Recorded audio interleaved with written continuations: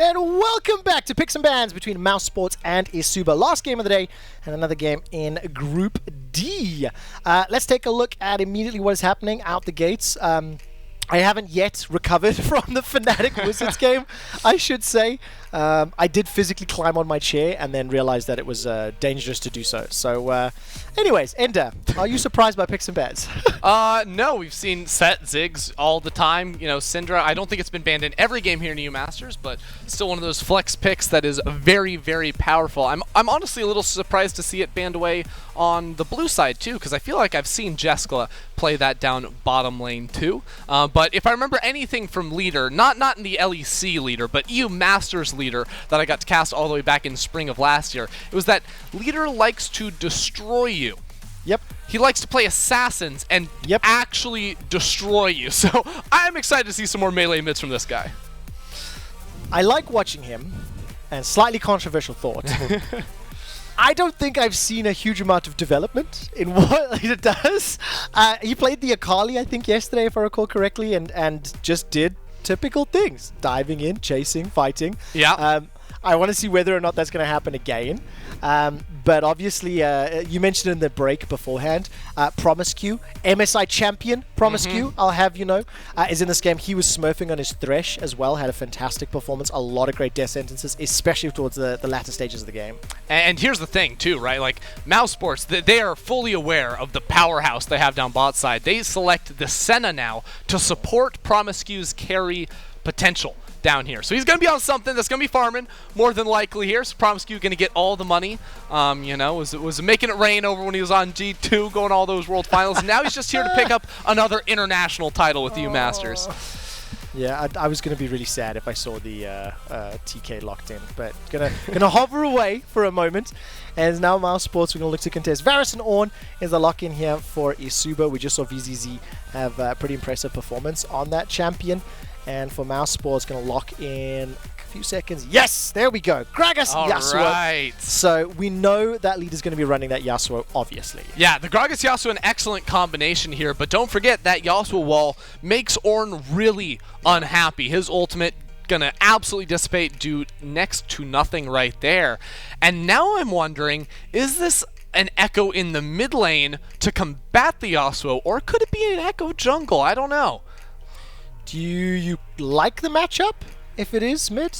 So I feel like you can get wave. So like Ekko should get wave control, especially post first base in that matchup. I think like his Q just impacts the wave more than Yasuo can. Right, you get the max range on that one right there. It also does give you some safety net against the Gragas plus Yasuo combination, where usually you can just drop the Gragas R and it doesn't have to be like the perfect placement because Yasuo will just stop him in the middle of the air, and Ekko can dodge that away with an ultimate of his own here. But I'm not sure if that's up in Random's wheelhouse here. Yeah, we'll have to see how it plays out. I'm just taking a look down his stats.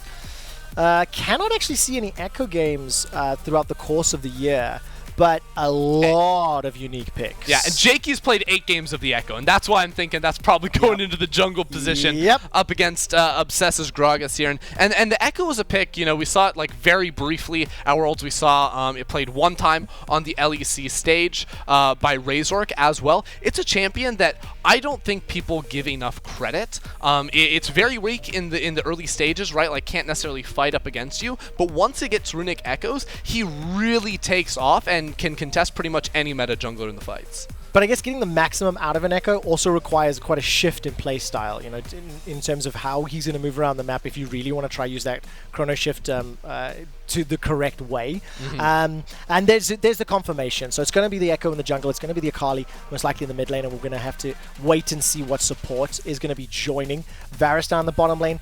Thresh, TK, Zillion, Trundle are all Galio taken out. So is this Galio support bot? Yeah, that's going to be a Galio support bot lane. I feel like we've seen G2 play this as a bot lane pairing. The Galio can actually get some AP items there, farm pretty safely with the Q as well. So not a bad combination right there, especially to bring some magic damage to this comp. When leader's going to be playing that physical damage mid laner, and you have Tolkin on the Aatrox top side, now you have the Gragas and the Galio. That's going to be enough of a distribution here so that, you know, Robocop on the Ornn just can't full stack armor, even though he still will definitely be skewing that way. I love the idea of Tolkin running Aatrox, by the way. You just need a Gandalf in here, and I think you've got a perfect Lord of the Rings reference. It's fantastic. Okay, so let's round out the team compositions now.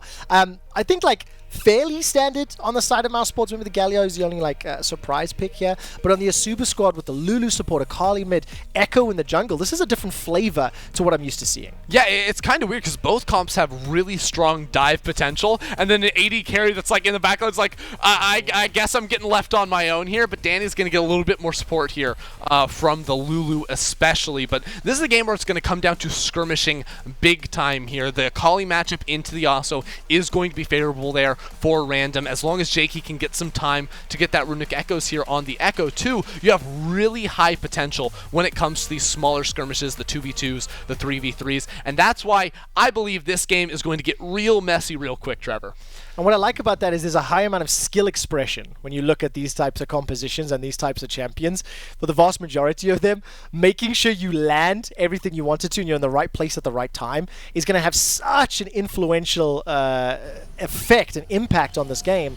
And you'd be remiss if you were not to think that Mousesports are going to be a bit of a favorite here, you know, with the experience that they have and the caliber of the players. And I want to see what eSuba can do to step up, because I do like the composition that eSuba put together. Yeah, I'm pretty sure that if you take like the average viewer, someone that hasn't followed the ERLs at all during the split, and you showed them the rosters of all the teams competing, they see MOUZ, they're like, oh yeah, this team just wins, right? You know, like there's a lot of like recognition with these faces. You know, we've seen them pop up around the LEC with leader Jeskla. Everyone knows promisq here too, but that being said, it's not to say that they are like the clear favorites of the tournament overall too. I feel like there's some other good squads here to compete against them, but this team should be coming into this group and expecting to come out on top.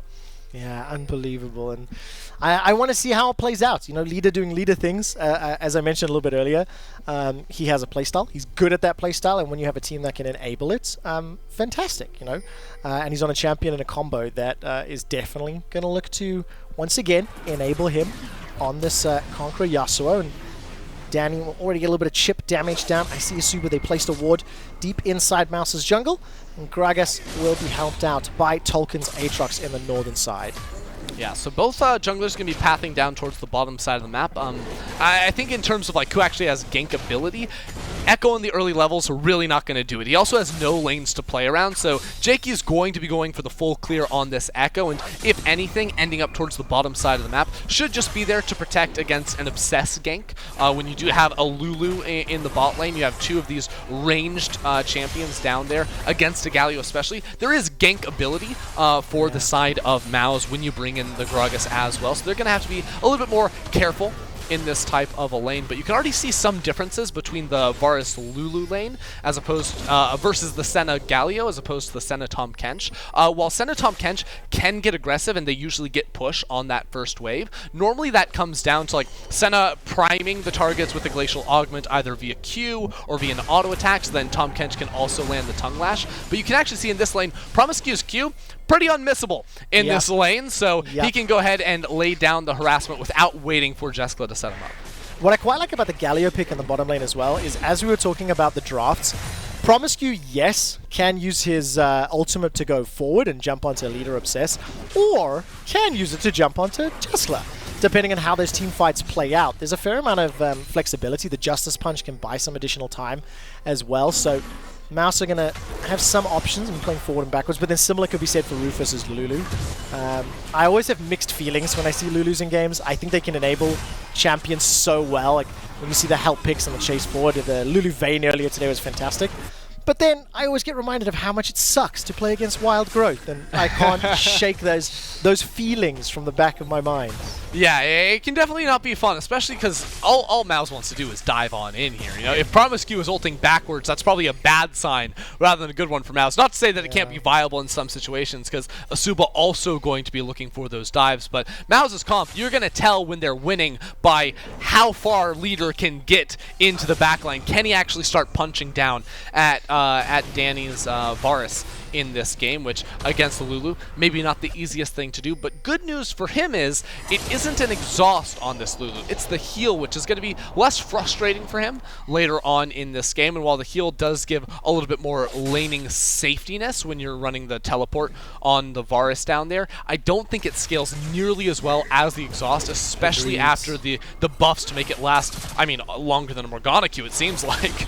Especially when you add the fact that like Tolkin could jump on his head as well, so the versatility you can get from depending on whoever the most immediate threat is. I mean, leader for the time being, plus a wave of CS already, somewhat expected in the early stages, is going to step forward. He's got the exhaust, not an ignite, and now Jejky's going to come in as well. That's going to be a polymorph onto leader, and he's going to easily escape. But the first recall from Rufus, summon a spell used, so that heal was blown in the middle lane. Yeah, so the one problem with eSuba's comp is that they actually have no way to make proactive fights happen.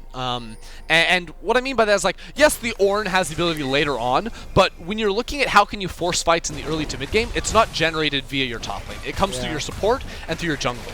And Ekko doesn't have easy, ready-to-go CC. He has to set it up with a W. That means he needs allies to play around. Well, he doesn't have other champions on his team that set him up for that. So then, what do you get from your support? It's a Lulu. She's not a roaming support. She doesn't have the ability to run into mid lane and find kills. So they're going to be on the defensive side of things throughout this entire early game. It has to feel like, because for MOUZ, it's so easy. Gragas has autonomy, has the ability to jump forward and make plays happen. The Galio, too, has the ability to roam. So for them, it's going to be about pairing up Obsess and promisq to get stuff done on the map. Right now, you can already sort of see it. Even Jeskla's getting involved, roaming up to support while promisq farms down bot side because it is that fasting Senna. Yeah. But this will continue to extend the later we get into the game as well, because it's much easier to face. Oh, hold that thought. Dany's still stepping forward and he knows they're right there. He will be okay in the end. But to continue my thought there, the later we get into this game as well, it's way easier for a Galio to step forward into the fog war and ward than it is a Lulu. And eSuba don't have good scouting tools to check brush, so if they lose control in this game, it's going to be really hard to come back. And also similarly, if anybody else on MOUZ is stepping forward to ward up, whether it's Obsess or leader, promisq is going to be able to jump in with the ultimate as well. So they've got some of those tools that they can play with. But for the time being, it's still even Stevens as far as the farm is concerned. This is going to be a little bit of a matchup here in the jungle as Jejky is going to be forced to use that phase shift away. Body slam will find a target onto Dany. And it's going to be the final breath connecting. One more dash forward and first blood to Mousesports and leader. And honestly, you felt it coming. You saw MOUZ. They were trying to find an opportunity and they managed to make it stick. Yep, there you go. They have the ability to make plays right there. Dany stepping a little bit too far forward. We've seen that a couple times while MOUZ haven't pulled the trigger on it until that point. He is going to be punished in the end. And, I mean, now that there's no flash on this Varus, we're going to be looking for MOUZ to set up a potential dive a little bit later on, or just the fight right now as Rufus face checks. Oh, he does indeed. Takes a justice punch to the face. And that was just so much damage up front. A lot of hard CC, and that's one dead Yordle. Yeah, I'm pretty sure eSuba's bot lane thought that MOUZ had all recalled, maybe swapping up topside to get the priority on the Rift Herald spawn in just a minute from now. Now Jejky, I think he might have used his E to go over the wall. Hopefully it was a blast cone so he can escape. Ooh. It was the blast cone. Manages to escape with his life. Had the flash available, but leveled down over Obsess, who's got that assist to his name. And Mousesports have already picked up 1,000 gold lead with some very well executed kills. Yeah, and what I was sort of talking about is I don't think MOUZ want to swap into the Rift Herald play just yet. Usually you'd say, oh, you got the kills down there, you can make the swap happen. But now there's no flash on Dany in this bottom lane. You can set up a dive. Leader can get control over this mid lane wave. All you have to do is bring Obsess on over for a moment. And hey, you force random back. You then get that full collapse on going towards the bottom side of the map. And Rufus, critically under-leveled here. I think he's 4 in this play, but he's 5 on the map right now. You can see how easy it is to punish this guy, especially once that flash is gone. There's nowhere Dany's going to be able to go. None whatsoever. And the second seed from Prime League, which is the Dach region, Mousesports, they're off to a very strong start. We'll get another quick kill here. What are we doing? Onto Rufus, just showing exactly how the Hit Point Masters winners, got taken out. This is a squad that has qualified and made its way through play-ins. I'm going to take a quick moment to be a little selfish, Ender. I said to you a little while ago that both of these orgs mean a lot to me when I go back in time. And in 2006, 7, 8 is when I was really getting into esports. I played Call of Duty 4 Pro Mod on PC, and eSuba had a player and a star very famous for his sniping and also for his frag movies. His nickname was Mazzarini. And if anyone's watching and remembers Mazzarini Call of Duty frag movies, they were the pinnacle of 2010. And slightly more sad story, a lot more sad story, but Mousesports at the time when I was watching on the 1.6, one of their players unfortunately passed away in a car accident. And I will never forget seeing the community rallying behind and the support.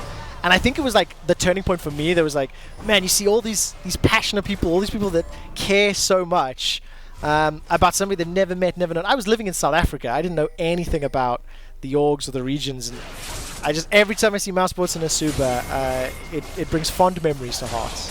Brings back those fond memories. And it does. Wow, that's nice. That's a nice now story, that you're Trevor. a boomer, you'll be able to have some of your own ones with me. Boomer. Yeah, you ticked over. You're old now. That's how it works. Look, in 2010, you know, it was like everyone was listening to Justin Bieber, right? You're on the playground at school. Everyone hates Justin Bieber for some reason. Like, I don't know. Like, you just had to hate the guy. And that's what I remember from 2010.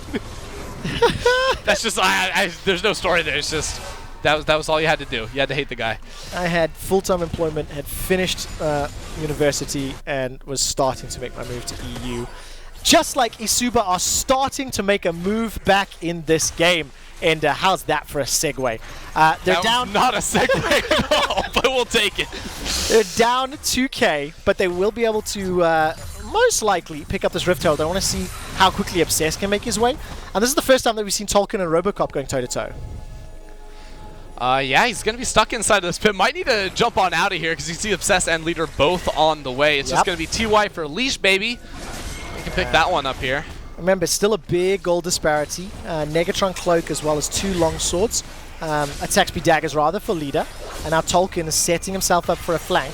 Smite Fight is available as the parallel convergence is wasted. And Jejky and Random, I think fairly wisely, back away. Yeah. Don't want to get stuck in that fight. Oh, promisq!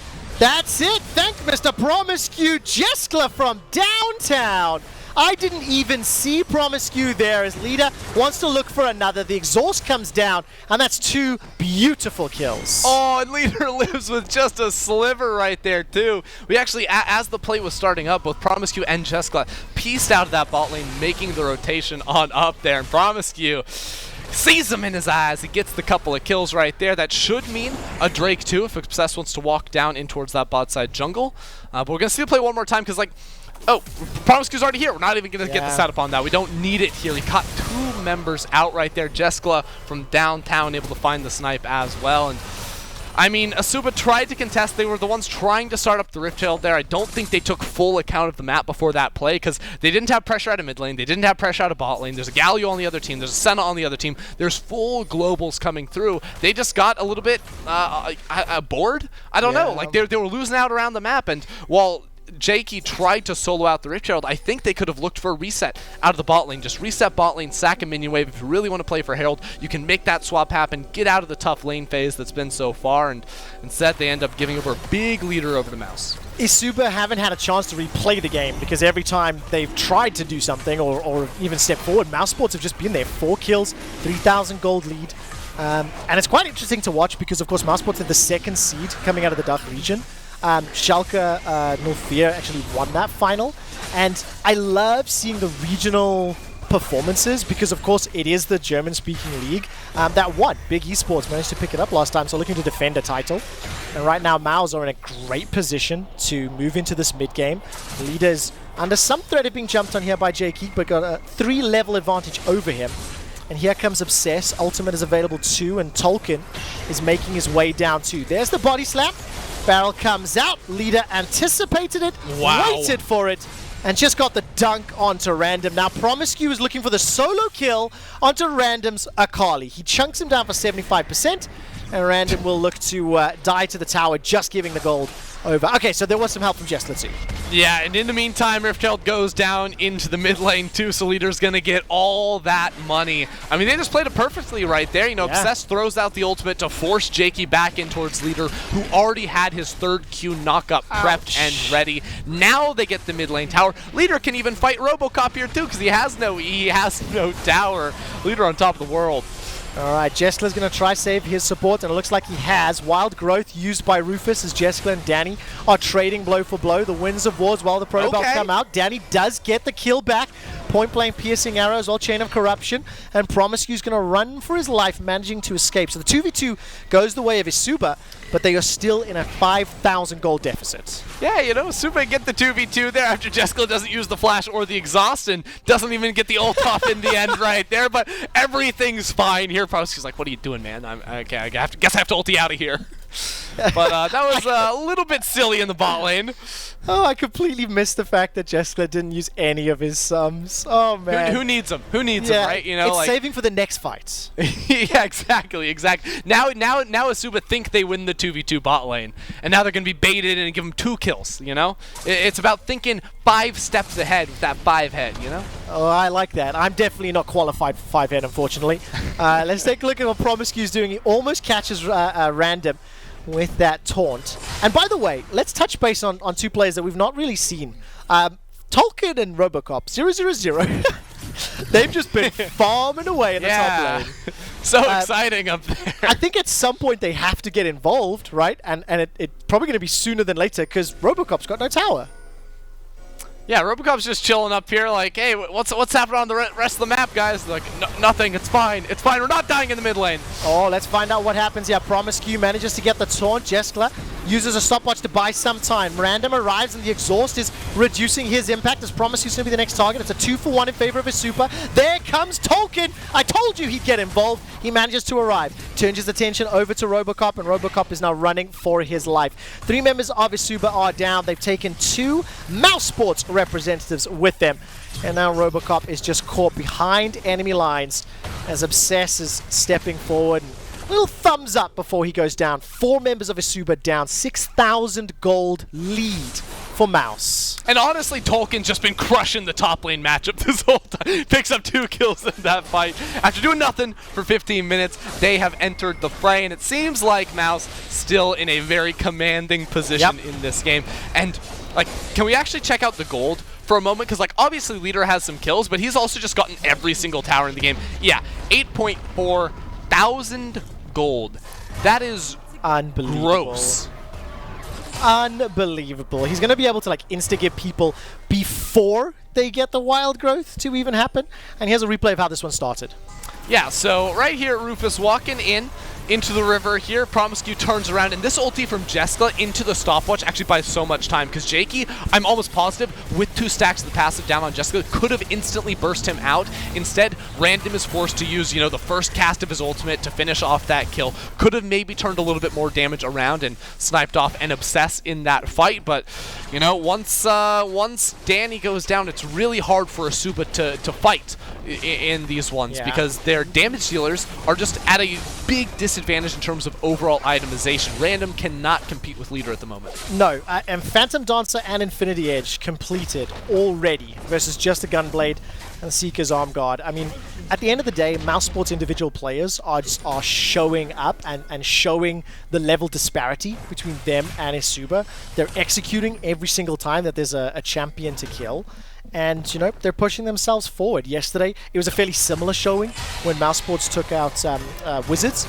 And, you know, they are very, very favored right now as Call of the Forge God comes down from Robocop, but it finds nobody.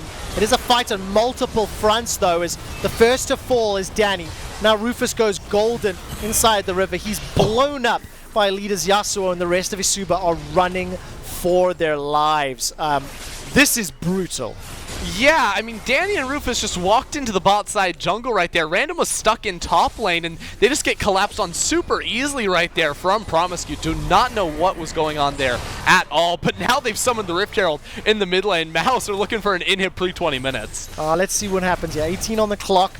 There's 2 seconds before Dany and Rufus are back alive. They are back up, and the Rift Herald will get itself a charge, and the tower will die, so not going to be able to pick that one up.